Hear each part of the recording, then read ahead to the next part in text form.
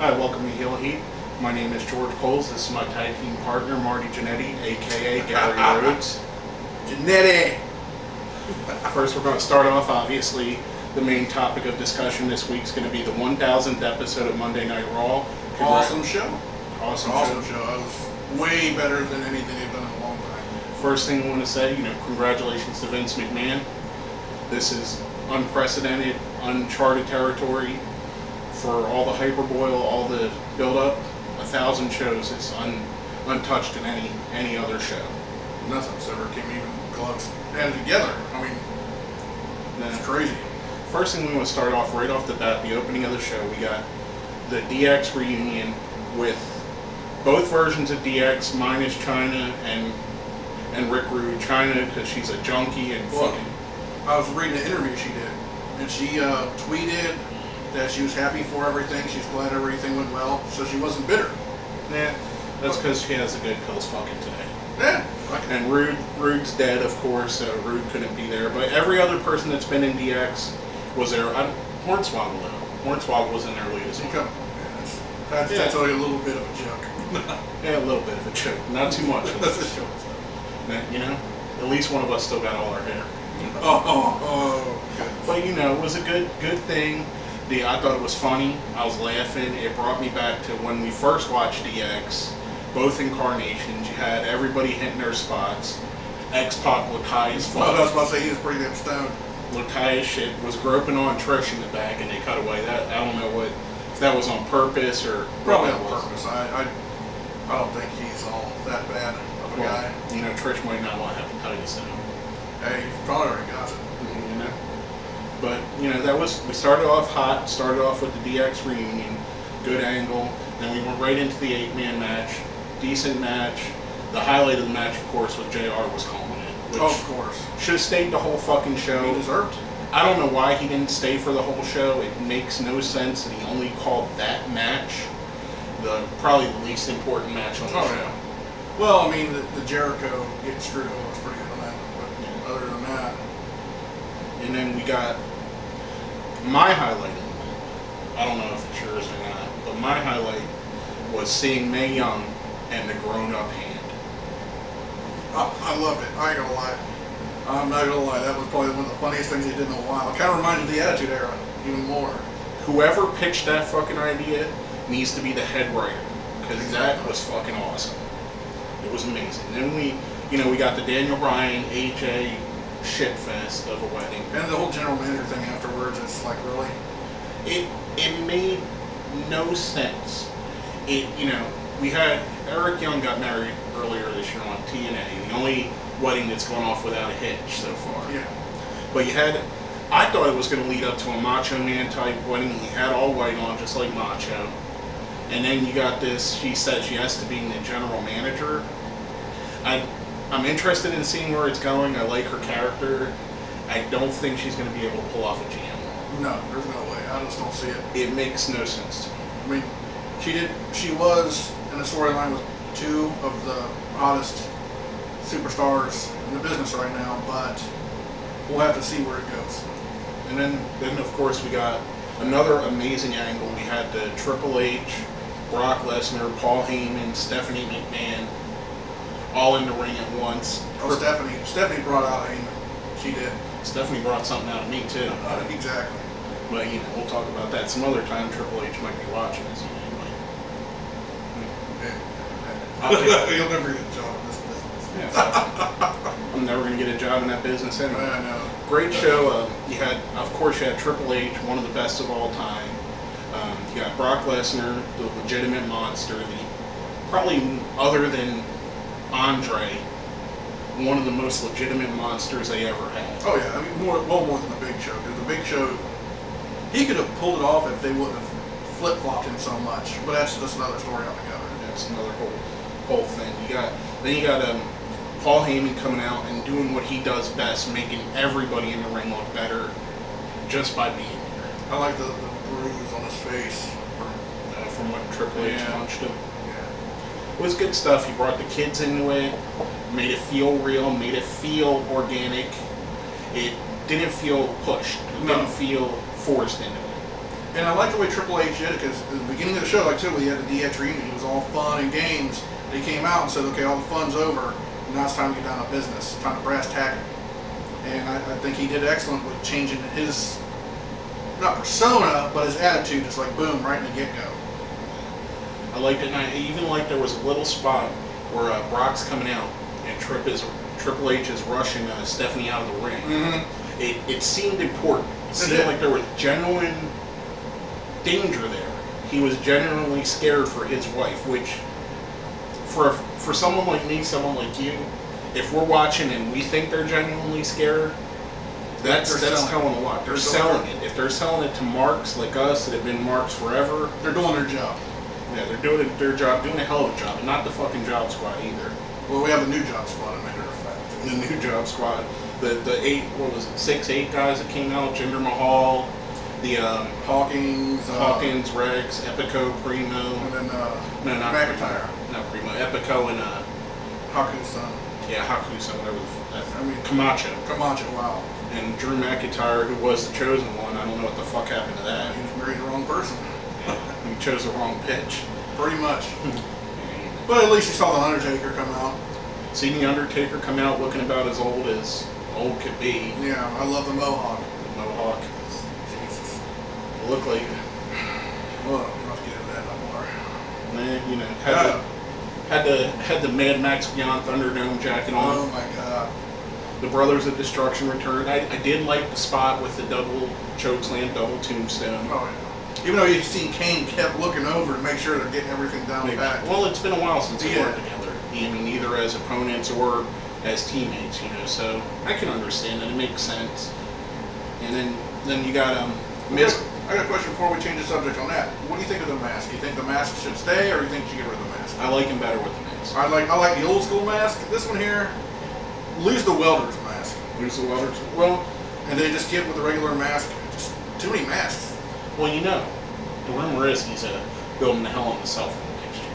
That's why he's got the welder's mask on all the time. Oh, really? No, I'm just fucking with you. That would have been a good storyline the way they've been writing shit. Maybe a TV writer came up with it. Yeah, you know, he's building the elimination chamber in the back. He's building Yoko's new casket. Just a little too late. Ooh, good soon. Juicy. I like Yoko, dude. I'm a mark, so don't hate me. You hate him. Hate me all you fucking want. Fuck Yoko, that fat prick. He never did nothing for me. Hey, I like Yoko. Anyways, I did like Yoko. I thought he was good. He did a better leg drop than Hogan. I did like Yoko too. Yoko's one of my favorite big men of all time. Then we got Miz coming back out of the doghouse. It's about time. Winning the Intercontinental title from Christian. I'm torn on it. I love Christian. I think Christian, out of Edge and Christian, I like him better. Personally, he's a more natural heel of the two, and I like the heels better. That's why our show's named fucking Heel Heat. Exactly. But, you know, I thought they took the title off of Christian a little early, but I do like Miz as the champion. I think they should have took the United States title off of Santino. It's just a waste of a belt. The Santino's a fucking joke at this point. I mean, he's sending out the toys for the peoples. It's just him and Hornswoggle. Okay, you got a United States champion coming to the ring, handing out toys instead of wrestling a freaking match. I mean, really, it's ridiculous. They could have, you know, that whole spot could have been a good squash match. You know, Miz could have came out there and squashed him for the belt. Speaking of squash matches, what did you think about the Heath Slater, all the legends coming back? Oh, the clothesline from hell was in there. What do you expect? I loved it. It was vicious looking one too. He sold it. Oh yeah. He sold it. I don't know if JBL didn't pull the punch on it, and you know that's a kid that has to eat the chicken in the outside of the locker room, or he just fucking. I seen on Twitter that JBL congratulated Heath Slater for doing an awesome job, making him look good. He looked like $1 million. JBL slimmed down a lot. I was going to say he is in great shape. I mean, if he ever decided he wanted to come back for another run, which I don't think he will. I mean, he's got enough money, and I mean, he has enough love for the business. I mean, he had enough money years ago. He didn't have to keep running. He should have been the GM. Wouldn't that be a nice kick if he's a GM on SmackDown? Because they didn't really say she's a GM of both shows. I hope they have separate GMs and kind of separate the shows a little bit, bring some more legitness to the world title, because you're having Sheamus defend it right after Punk, or Punk defending it right, you know, it's getting ridiculous. You're just having too many belts, and I like the world title. I don't want to see it go. It's the classic title. It's the Ric Flair title. Oh yeah, that's the best title. That's my favorite belt, other than the winged belt. Shawn Michaels winged belt. That's the best belt ever. That's the best belt ever. Oh. You, Yeah, whatever. if you didn't defend your belt in a bingo hall, you ain't shit. You know, if you defended it like the Showboat Casino on ESPN. Why y'all gonna mess with Henning, bro? Henning's the man. Anyways, let's get back to this. Off topic, this guy. You know, or the Sportatorium in Dallas. Go ahead and defend it in there. You got 4 ghosts you can meet. Well, they tore it down, so we're going to defend it in the parking lot, because I think that's what it is right now. And it's tore down just like the careers of all the Von Erichs. Except you, Lacey. Lacey? He likes you, Lacey. That's all he talks about. Anyways. I do her doggy style. Really, their road dog? Oh, you're a sick little man. I'm a sick little man, for sure. Man, and then we got the question of the week. We didn't get many responses on it. We actually only got one. Our question of the week to the fans, to you guys out here watching, our friends, was who is the most underrated wrestler in the business today? Now, before we get to what our one answer was, who do you think it would? Who would you think it would be? The most underrated guy right now in the business? Yeah, either company, indies, whatever. Right now? And I wasn't going to say Miz, but since that we had this discussion, I mean, he's got the IC push. So right now, Santino Marella, I think he's just waiting. No, I'm just kidding. My nose is growing like Pinocchio's. I'd say, you know, waste of talent, Swagger. I mean, he's not the greatest interview. You give him someone like Flair as a manager, and I mean, the guy is a wrestling monster. I mean, he's a legit badass if he wants to be, but the character to give him is a freaking jobber. I mean, he can legitimately make almost anybody on that roster tap out if he wanted to, and they're treating him like a piece of crap. You go from a world title, back when the world title still meant something, because now that Sheamus got it, Bryant was bringing it back. Anyways, Sheamus is a decent champion. No, he's not. He's not the worst. He's probably the most overrated guy. He's better than Khali. Come on, really? Man, Khali's the so you're giant Gonzalez. So you're going to go with Swagger as your decision? Yeah, I think so. I mean, I'm not a fan of his, no. Right, but I think legitimately it's just a waste of talent. Mine, I'm going to go with, and it's a little bit hard to say this guy's underrated because he's been world champion, he's been tag team champion, he's been intercontinental champion. Mine is Christian. And like I said earlier, out of Edge and Christian, I've always liked Christian better. You know, Edge got the monster push. Christian's always kind of been Mark for both. You know me, he's kind of been chugging around in the background, playing the backseat, and that's the problem with it. Christian is probably one of the better guys over the last 10, 15 years, and he's always going to be the backseat to Edge. So, in my opinion, and I know he's been world champion a few times, been intercontinental champion, tag team champion, every belt that they have, TNA champion. Oh, just holding up the belts. I don't know what you're saying. Like I said, I am a mark. I know how many belts Christian had. But I think he's the most underrated personally. Now, the quote we got from Twitter, from our follower, our follower Otto Von Fox, I hope I'm pronouncing that right. Heel Heat Show. I would like to say heel Ziggler, but he is finally getting a push. How about Kane? Always a good match, but never really has a title. I think he hit the nail right on the head. Kane came in, he was a joke gimmick, should have only been there 6 months, just maybe a WrestleMania that year. Yeah, just, you know. And you know, the guy, he's put it over. He's been consistently one of the better. He's reliable.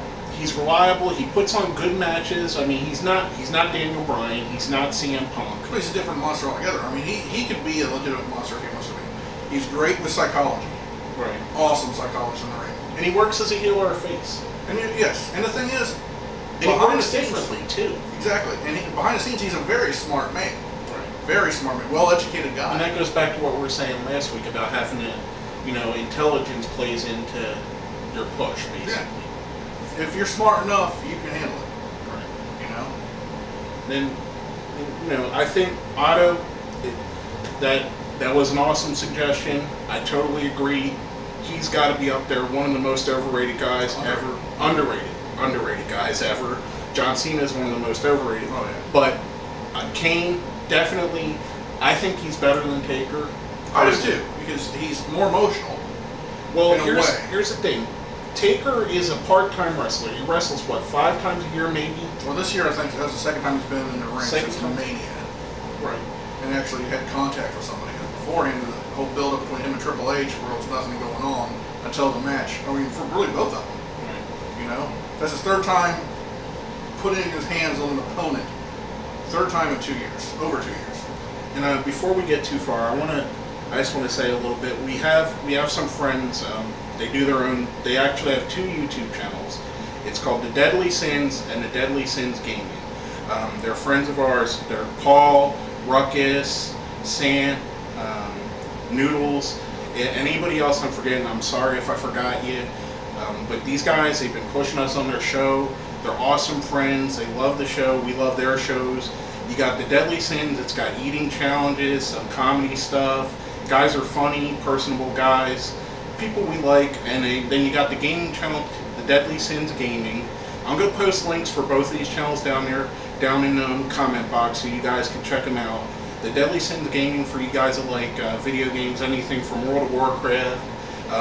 I know Lou's been doing Lollipop Chainsaw. Paul's doing something on the Family Guy Online. Good stuff, good funny stuff. These guys are amusing. They're good friends of ours. They've been helping us out a lot behind the scenes on this show to get this show running. Give these guys a check out. If you don't like them, you don't like them. It's not your cup of tea. At least give them a look at them. See if it's something you can do. And then, and finally, we got the finally. Oh, it was. We got the main event. Now, this was something. Actually, speaking of Paul, we had a little bit of a Twitter argument on this. Do you consider John Cena cashing in the first failed cash-in because he didn't win He the is, title? because that's how they're selling it right now. That's how they're selling it right now. On WWE. But he did win the match. He won the match, but didn't win the belt. So it is. I said it was. They're building up before SummerSlam. SummerSlam. They'll have them to it again at SummerSlam. Now, but Punk has to be the heel because honestly, I think it's Cena's ego that made Punk turn heel. the thing of it is, the wrong guy turned heel. Damn sure. It should have been Cena. However,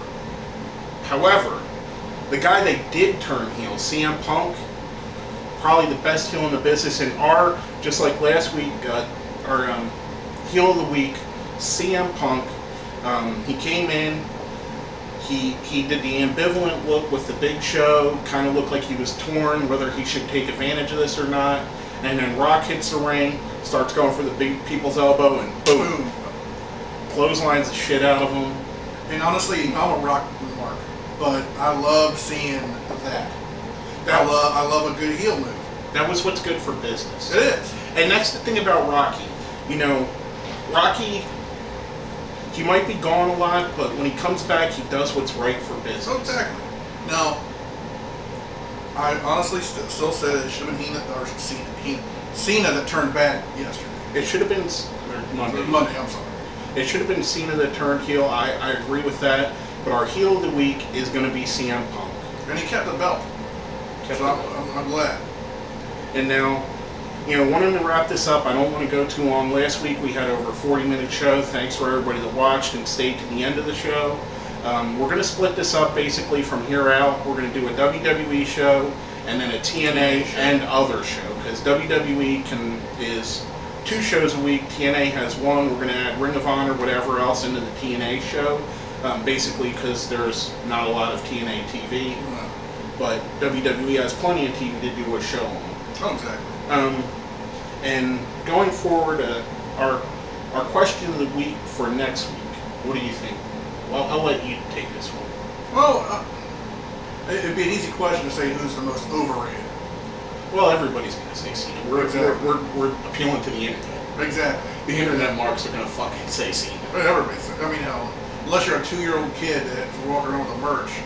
Let's go Cena. Exactly.